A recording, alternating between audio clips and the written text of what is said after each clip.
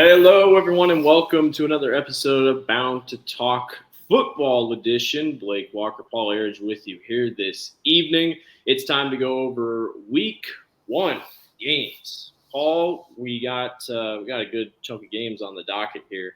We're going to jump right in. We'll make it simple and easy. It's not like we're going to go into in-depth analysis, crazy in-depth analysis. We'll just kind of give our quick thoughts on the game. We're going to be picking a winner for all these games that we're bringing up, except the game of the weeks. You will see our predictions of the game of the weeks on Friday morning when our post drops. So we'll just jump right into it. We'll start with Class 5A, work our way down. These are in no particular order. These were literally how they showed up on Bound. We'll go with our first game, and it's an out-of-state game, if you will. Iowa City High takes on Joliet Catholic. Joliet Catholic is ranked 5th in Class 5A in Illinois. There are 8 classes in Illinois. There's your fun fact of the day. They are ranked 5th in Class 5A. They went 8-3 last year. Iowa City High returns their quarterback, Drew Larson. Paul, I don't really know what to think of this Iowa City High team. We kind of talked about it before we went on air, but I think they should be good. They have a good quarterback coming back, and you just never know with Iowa City High.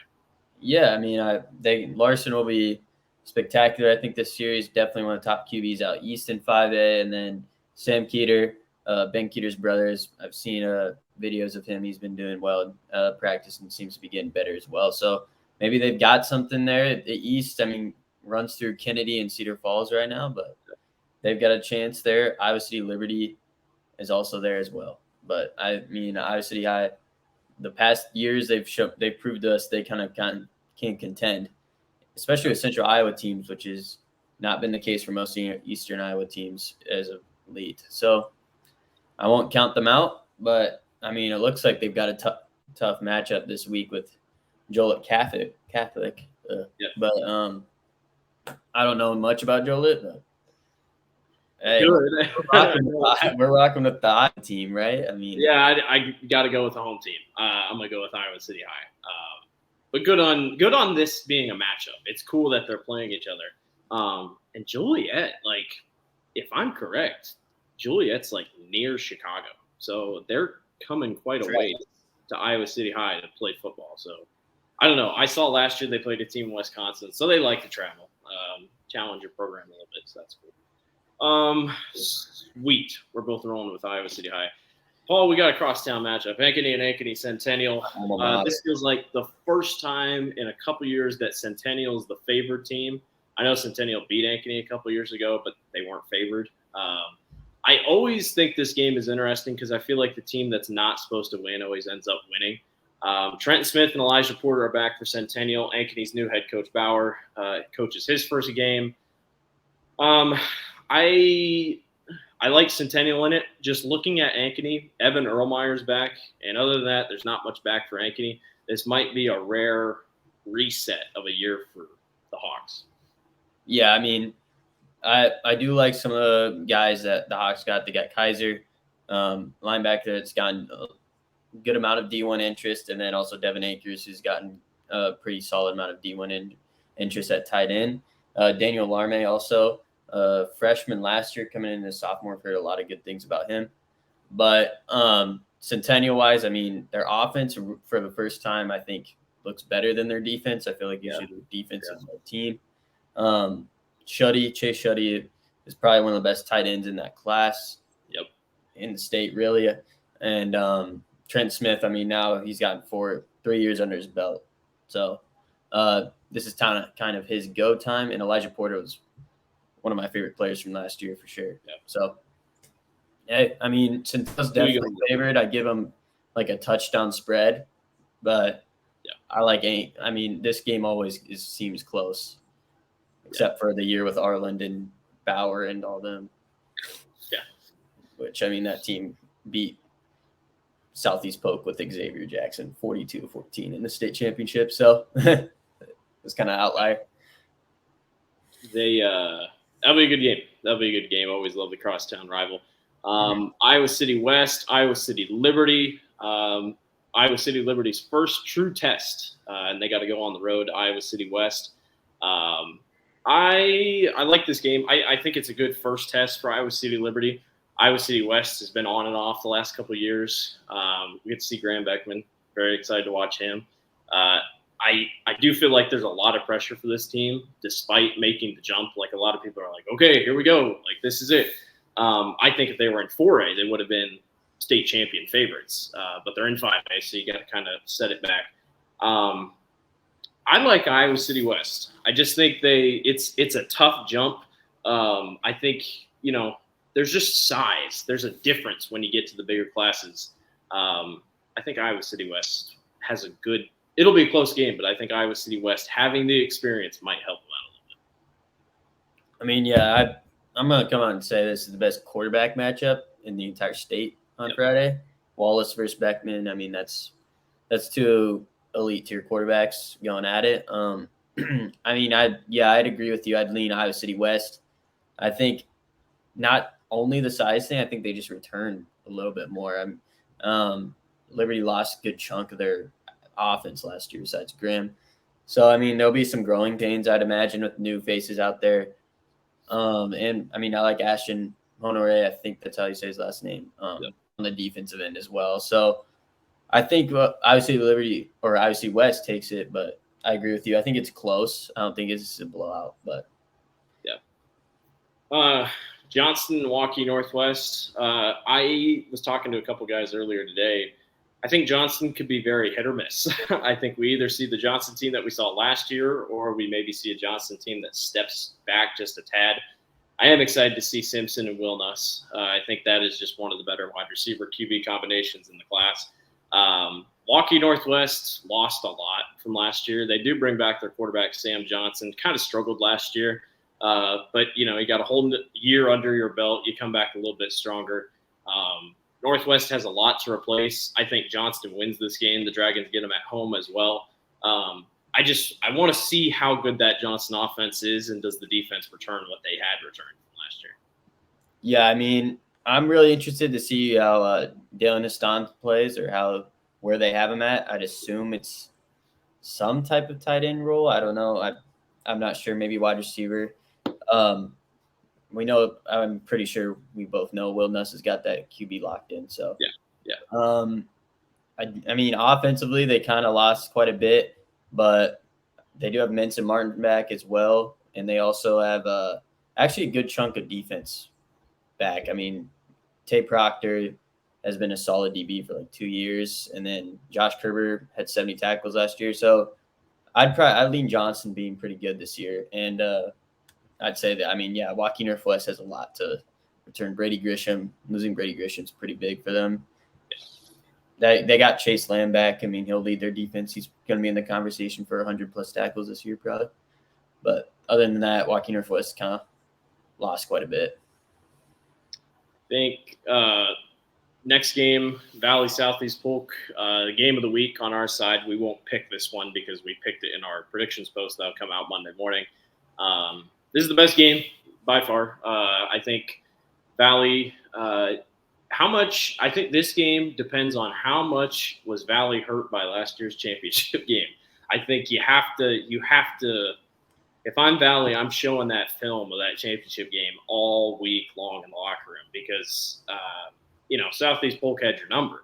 It's not like anybody went in and thought Valley was going to upset Southeast Polk. Most people thought the Rams were going to cruise, but this Southeast Polk team, from what I heard, just looks different, which sounds impossible after what they lost last year, but they're just very good.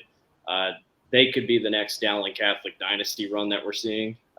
But I don't know. I think if you're Valley, you have to get out early. And we've seen this before, Paul, that sometimes it doesn't matter what we think. Last year, I think a lot of people had Dowling beating Southeast Polk week 1 last year, and Southeast Polk just came out and smacked them in the mouth. I think Valley's got to do the same thing. Oh, by the way, you get it at home. Yeah, I mean, I think up front, Southeast Polk has just proved to be too much for the entire state in the past 2 years. I mean, I have trouble seeing Valley winning this game.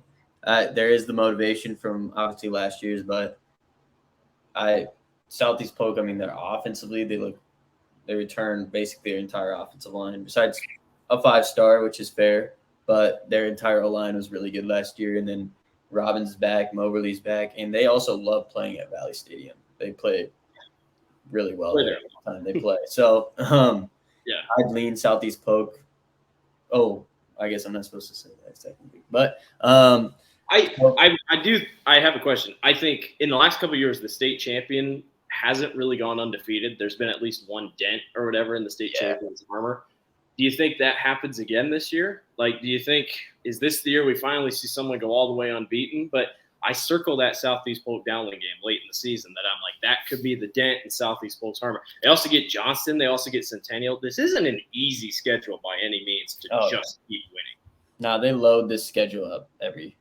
I mean, looking at their schedule this year, I'd agree that Dowling game is probably might be the one that's.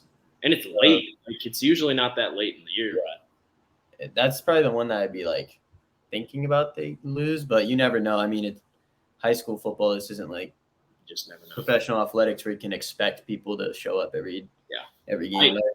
I just lapses and stuff. That Southeast Polk Ankeny game, and then just like random games. You're like, man, just didn't show up. But no, definitely. It's hard to. Obviously, me and you both think that Southeast Polk is the heavy favorite this year to win go back to back to back. Yeah. But I mean, you're right. There's always one blemish usually on these champions. Yeah. I mean, I think that it's been like that for a long time. I feel like I was trying to remember the last undefeated state champion. It had to be one of the Dowling schools, but I just feel like there's always one game that you're just like, oh, they got caught. It's just like, I don't know. Yep. We'll just have to wait and see how it goes. Waukee and Ames, another one that I wanted to put on here. We'll just kind of group these together. Waukee and Ames, and then Prairie, Cedar Falls. Waukee, two very young teams. I get to call that game on Friday night for CISN. That'll be fun. I think Waukee's the team that I'm just really excited to watch. I think they're young, but I think they're really good, and they were really excited. That back half of the year was really good for the Warriors when they started putting the games together. And then we're like, okay, this Waukee team can put things together if they get on the right page. Ames returns Dallas Sauser, but they return Jameson Poe. So I think he will rush for easily over 1,500 yards this year. And then Prairie, Cedar Falls, high expectations for Cedar Falls. Probably the highest we've seen in the last couple of years. I'm excited to see what they do. I'm going to lean toward Waukee in the Waukee game, and then I'll go with Cedar Falls. You kind of feeling the same way?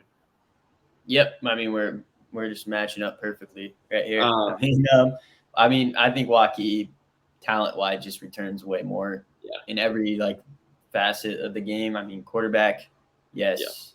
Running back, Nileti and Poe. I mean, that's kind of equal, I guess. I'd say Poe's obviously better, but I mean, Nileti's pretty decent as well. And then he's good. I mean, Nile is just a good power running back.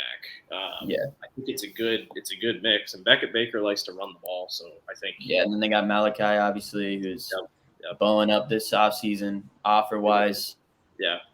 Defense, they did lose Struck. They did lose Struck and Ivory. We were both really, really good last year. So we'll see. I'd say Waukee wins it handily, but you never know. First week's always weird. Cedar Falls, Prairie. Cedar Falls. I think Prairie. They play on. Yeah. They lost quite a bit. They play on Saturday. I'm going to go with Dowling Catholic, but do you think there's a chance that Kennedy could hang with Dowling Catholic and maybe surprise them?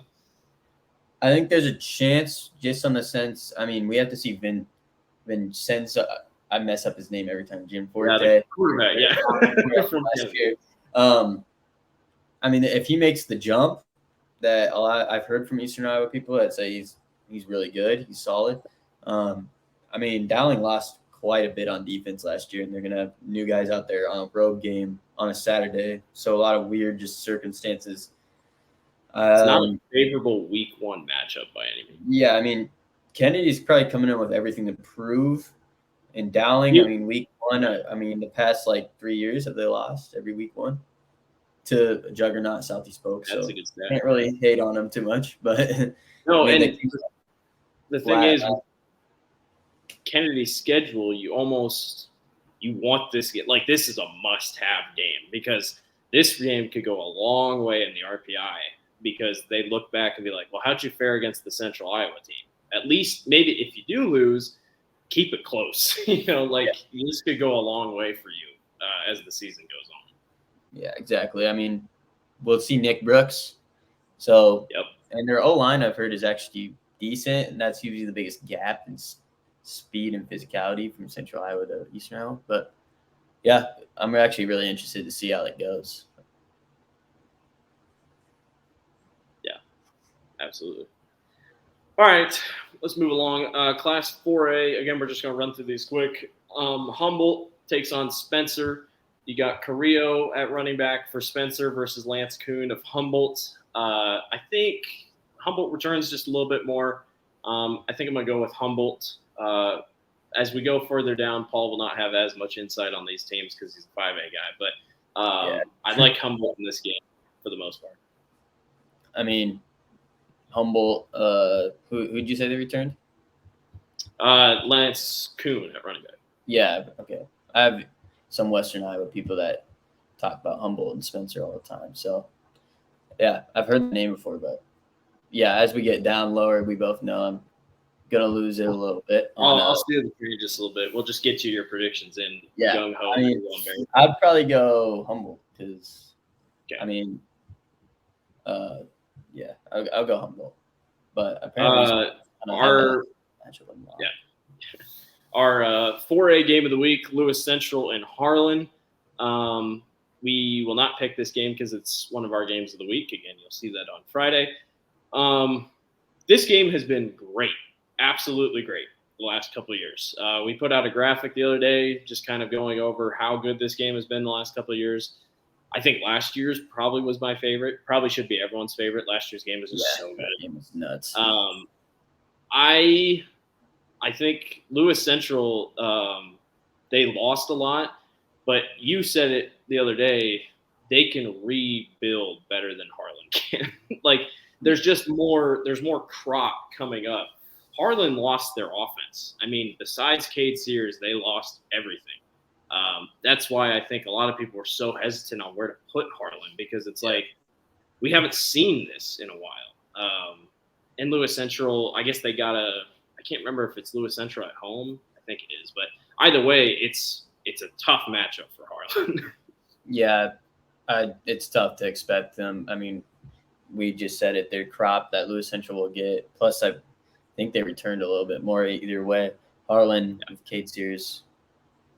That's basically. And we got to think Harlan's a 3A school. I mean, this is a 4A, 3A matchup. So Harlan beating Lewis Central those years, we're like, okay, that's a 3A school going up and taking down a 4A school that, oh, by the way, Lewis Central's been to the title game the last couple of years. I always thought that was one of the most impressive wins whenever Harlan beat them. It's like they're being a team that it's not just like a middling pack 4A team. It's like or 3A, whatever. 4A. That is like one of the top dogs on that class. So, yeah. We'll give our predictions on Friday. Newton versus ADM, the greatest show on turf. I'm just going to keep calling ADM that because I think they truly are. This year, they're this year's Harlan. Newton gets a home game here to start. The Cardinals kind of burst on the scene last year, started, I think, 6-0, 5-0, and then their schedule hit them, and they realized, okay, we don't have as strong of a team, but they still finished out the year pretty strong. Sneaky road or trap game for ADM. New head coach. I get you have a lot returning on offense and defense, but it's not easy for a coach to jump into his first role, go on the road to a pretty tough environment. As a Grinnell fan, Newton is tough to play at. This is a good game. I think ADM wins, but I think it'll be a little bit closer than people think. Yeah, ADM with Brevin Dahl and Aiden Flores, it's kind of hard to pick against them.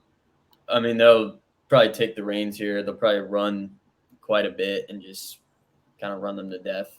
How many points per game does ADM average this year? Give me like 42. Okay, I was gonna go 45. But we're both just thinking that range. We're just thinking 40 to 50 range. Yeah. Now defensively, I hope it gets a little bit better. It's going to need to get a little bit better, and I think it will It be. been a sloppy game defensive wise. Yeah. This game screams 50-40. Yeah. So next one, Xavier taking on Waverly Shell Rock. This is one of our games of the week. This game, I should have said Lewis Central Harlan is our 3A game of the week. I just put that on 4A because Lewis Central was 4A, so we covered our 3A game of the week too. This is our 4A game of the week, Xavier and Waverly Shell Rock. I think this game should be pretty good. Xavier, I'm excited to see. They've just returned so much. I'm really excited to see Ronan Thomas. I think he's going to be a lot of fun. Waverly Shell Rock just lost a lot. Newsom being gone is now going to really have to replace that hole. I still think they're going to be good. This is just a very tough week one matchup against the defending state champions. Yeah, losing Newsom and McRae, I mean, those are two of their guys. They got Cole Marsh still, who's Hawkeye football commit. So, well, and the thing I always say about like Solon and West Delaware and Waverly Shell Rock, their line's going to be good because it's just a bunch of wrestlers. So they're going to be stacked at that spot. It's just a matter of what do they have around them. The one linebacker that drops like 90 tackles. Yeah, you just never know. The other one was West Delaware versus Western Dubuque. We actually had a hot take on our post this morning that said West Delaware could upset Western Dubuque. This is another one of those, like, we talk so highly about Western Dubuque. Like, a lot of people are like, this is it. Like, this is the year. West Delaware, I don't think returned a lot. But, again, one of those teams that is just good. I mean, it's hard not to have a good West Delaware team. But Western Dubuque just returns so much that I think the Bobcats can win this game, but it's a trap game to start the season. Mm-hmm. Yeah. I'd lean Western Dubuque, but I agree with you. West Delaware usually turns in a pretty good team, and they've got – well, I'll be interested to see Brett Harris. Yeah. Interested to see how he does. We're moving on to Class 3A. This is a great game. It's technically a 3A versus 2A, but Algona takes on Spirit Lake. Here we go. It's time to see what Algona's made of. They're not really ranked in many polls, but when you got a quarterback like Alex, this is the first test. This is a bigger test for Spirit Lake, in my opinion. You returned so much from last year. Let's get out there. Let's prove what you got on tap and take out this Algona team. I guarantee this defense is chopping at the bit. They see a quarterback that's got all these highly talented offers. They're thinking, let's just embarrass this guy. Like, I hate to say it for Alex, he's going to have a target on his back all year long because now people see him and they're like, oh, he's getting offers. Like, people see him and they want to watch him. I think Spirit Lake is the better team. They are the better team. And I think Spirit Lake wins, but I am very excited to see Algona. New head coach behind the helm. He's very great. He's a good guy. His name slips my mind right now, but I know he used to be at Maquoketa Valley. I'm just really excited to see Spirit Lake. I think Spirit Lake wins. Yeah, I mean, it'll be interesting to see how Mansky does for sure. I think that's what most like casual outside of the box people are thinking right now is how Mansky will do. But you're right, Spirit Lake, I mean, returns guy. They return Owen Lalamendre. I butchered that name for sure, but 90.5 tackles last year, 20 TFLs. They've got studs on the defense back. They've got studs on the offense back. So they went 10-1 last year. They've been waiting for an entire year basically to come out and kind of make a statement. So they want that OABCIG game back so badly. It was just such a out of character type game. Mm-hmm. Nevada and West Marshall. Nevada a 3A team, West Marshall 2A. This game is week 1. It sucks because if there wasn't Harlan Lewis Central, we would have totally gone with this game because this game is so good. It's been good the last couple of years. These two teams are so evenly matched. West Marshall won on that Hail Mary. I don't know if you remember last year. I remember that. I was about to ask. Like 10, the most unbelievable pass I've ever seen. Nevada returns a little bit. On defense, Nevada should be very good. West Marshall loses their quarterback, lose a couple offensive weapons. This is the Nevada home game. Again, talk about bulletin board material. I'm sure Nevada has that game seared into their memory from last year. I think Nevada wins this game, but history says this should be really fun.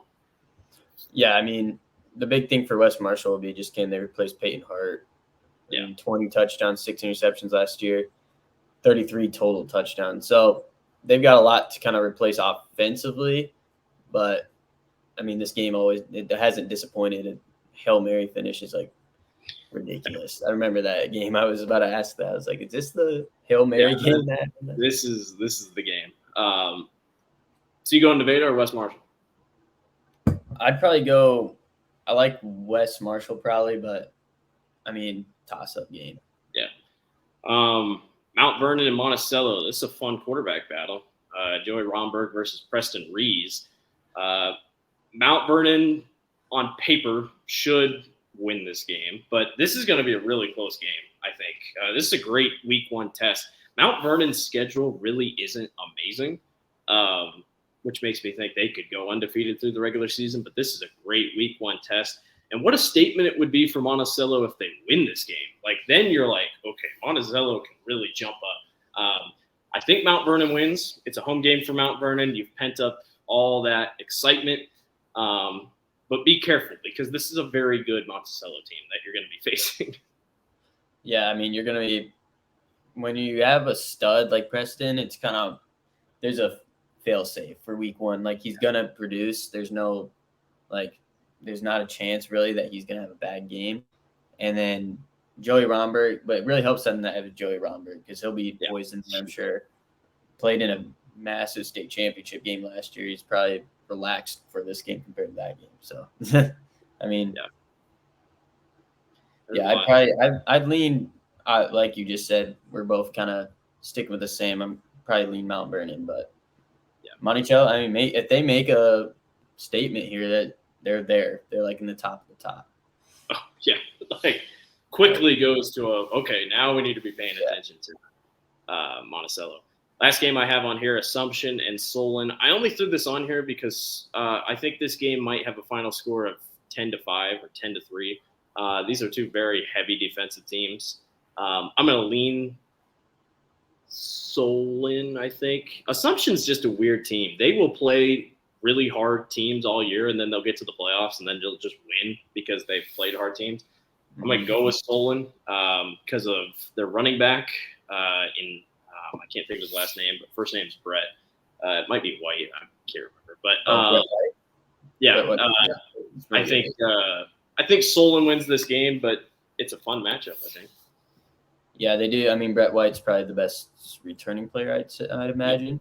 And we'll see. I mean, I'm pretty sure he's really good at baseball. So hopefully he's still playing, not going to fall ball or something. But, yeah, I'd agree. I mean, Assumption's one of those private schools that plays – really good teams all year. And then, I mean, they do return Jake Timmons, so starting quarterback's back for them.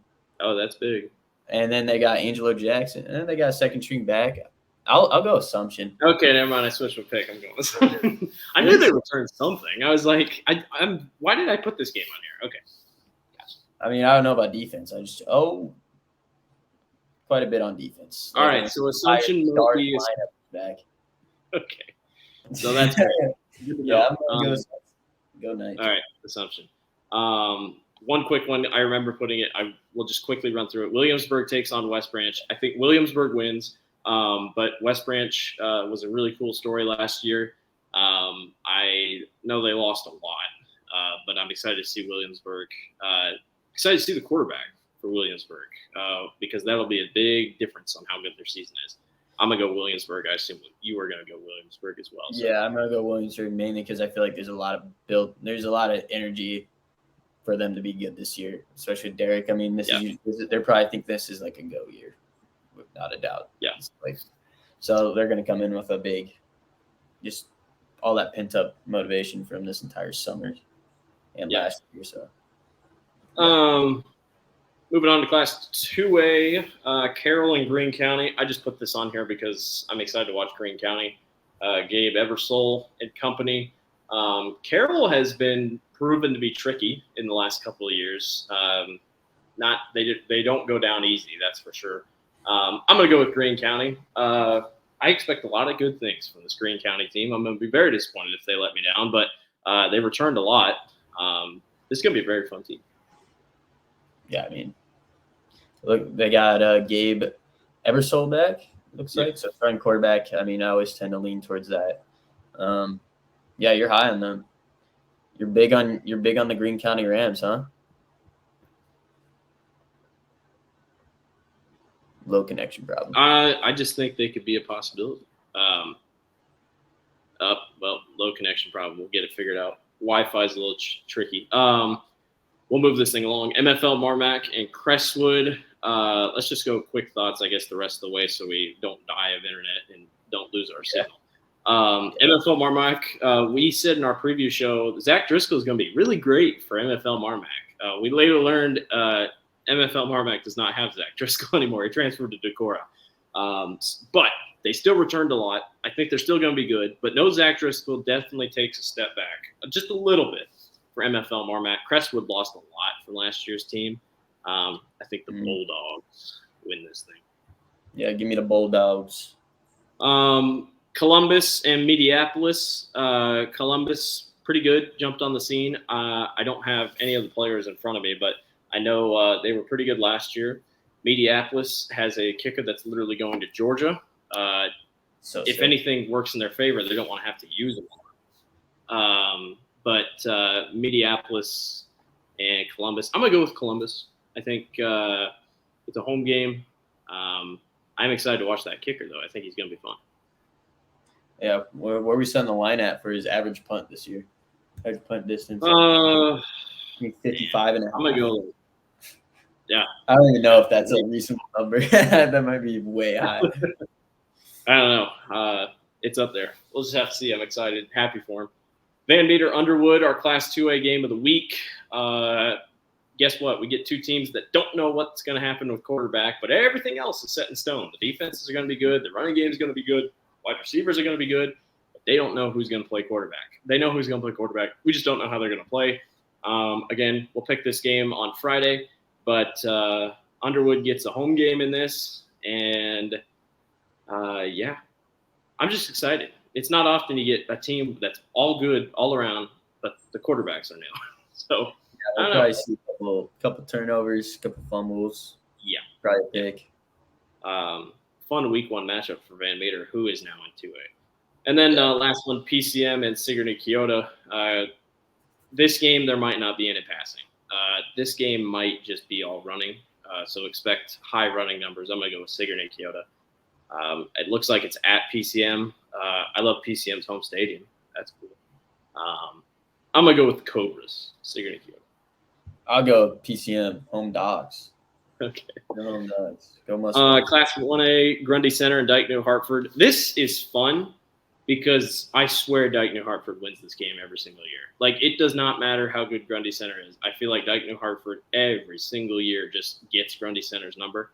I think that changes this year because Grundy Center returned a lot, but you never know. Yeah. This is in my backyard, actually. I could go to this game. Might have to pop out, huh? Watch Colin Gordon. Yeah. But apparently you're saying the home dogs show up every year, huh? Yeah. You never know. It just kind of depends. Grundy scraped out of it last year, 17-14. Yeah. I mean, obviously we'll see what happens, but big game, man. Yeah. Should be a great game. The battle for the bridge. Woodward Granger and Madrid. We just had the graphic go up today from Matt. Looked great. Madrid is going to win this game. This is a fun game. Woodward Granger won last year. Yeah, they did. Okay. Madrid gets it back. I think Madrid takes home the bridge for the first time. Madrid's pretty good. I think they're going to be fun to watch. They returned quite a bit from last year's team. It's one of the cooler trophies in the state. If you haven't seen it, what are you doing? Go check out our Instagram and Twitter. But I like Madrid. No, that trophy's sick. I go Madrid too. They return quite a bit. East Buchanan and Sumner Fredericksburg. I just put this on here because I'm really excited to see East Buchanan. I think they're going to be pretty fun. They're technically a Class A school, but Sumner Fredericksburg was ranked in our 1A polls. Granted, we might not know what we're doing, but I think that'll be a good game. I just want to see the Buccaneers, see what they do. Yeah, I like it. Bro, I think I got East Buchanan in this one as well. I don't know anything though about Sumner Fredericksburg. I'm sorry, Cougars. But I literally don't know a thing. But I know East Um, Buchanan's usually a solid team, and yeah. hey, you're my guy in this situation. I'm trusting you. I'm putting the money in with you. So All right. There we go. How about this? We won't go predictions the rest of the way. How about this? I'll make my prediction, and we'll just say you go with my prediction. yeah, The rest once we get to this, I'm literally throwing darts at a chart. We'll run through this as our Wi-Fi continues to die for some reason. Class A, West Hancock takes on Garner Hayfield Ventura. West Hancock returns a lot from last year's state runner-up team. Garner Hayfield Ventura could be a pretty good offensive juggernaut this year. I just like West Hancock a little bit more. I'm excited to see their defense because that was a big part of their team last year. So I'm going to go with West Hancock. And then Woodbury Central, I think, will be a lot of fun this year. They take on Lawton Brawson. That Woodbury Central offense, Drew Quender. Fun. Going to be really fun. I can keep. Yeah. Lawton Brawson. Yeah, that would be a. You got Ludin Grimsley and Brendan Heiss. Yeah, it's a sneaky week 1 game. And then Northland and Alburnett, the game that we have as our Class A game of the week. It's been a close game last couple seasons. I can tell you right now, the predictions are across the board when it comes to our 8 people that we have picking games. So I'm excited to see how that turns out. Alburnett jumped on the scene last year. We'll see if they can keep that up. Same thing with Northland, all across the board. And then jumping down to Class 8 player, again, the most wide open class, Audubon versus Cam. A couple years ago, this would have been the top game of the year. Audubon has since then taken a little bit of a step back, but Cam is going to be really fun to watch with Chase Speaker. 2 offenses that are just phenomenal. I think Cam will be really fun to watch. I'm going to go with Cam. Central City versus Winfield Mount Union. Central City returned almost everything on offense last year. Cam Buffington on Winfield Mount Union. This game will really tell us something. Like we talk about, we don't know maybe by week 4 how good 8 player is going to be. This Central City versus Winfield Mount Union game, this really puts a step that we could say, okay, this team took a step, this team took a step. I'm curious just your quick thoughts on this one because this is a big game. I mean, could be. Yeah, Cam Buffington, I imagine, is going to have like a ridiculous stat sheet after this game. But yeah, you're right. I mean, it'll be hard. I mean, all of the entire state in every class, it's so hard to tell first 4 weeks. That's why I love that the state has the non-district matchups because they load them up really in every class. Yeah. Like every class is playing a really good team. So I want to see Cam Buffington and those guys win, but it's 8 man. I mean, it's a shot in the dark, really. Yeah. Gladbrook Rhinebeck and Don Bosco, our game of the week for 8 player. 2 teams that are ranked in the top 10. Both returned quite a bit. Don Bosco took a step back last year. Weren't as good as they've usually been. Usually they're a permanent fixture at the Dome. Gladbrook Rhinebeck statistically looks like the best team coming back. Again, you'll get that recap or you'll get that preview on Friday. And then Remsen St. Mary's and Harris Lake Park. I think I'm just really excited to see what Remsen brought back because I know they didn't bring back a lot. But what are the new faces going to do at Remsen? You never know. They could step right back in and be very good. Yeah, I mean, those schools just feels like they always reload. Remsen's always just they always have someone that's really good. So. And Harris Lake Park, I just think of a lot of offense when I think of Harris Lake Park. Granted, it's 8 player. We expect that all the time. But, that's how it's going to shake out. There's a lot of great games this week. Expect our recap episode to be out on Monday. And then we'll just kind of walk you through the week as we go. We're going to try to get some players on here possibly and just try to build this a little bit more. Might even have a questions segment, ask you to send in your questions, and Paul and I will try to answer them. Actually, Paul will answer all 5A questions. I will answer everything for you. I'll get better at the lower classes this year. We'll get it. But yeah, so that's all I got. Hope everyone has a good football Friday. Stay cool. It is gonna be hot. 94, I think, is the high. So it's gonna be really hot. So once again, thanks for watching, listening to Bound to Talk About It.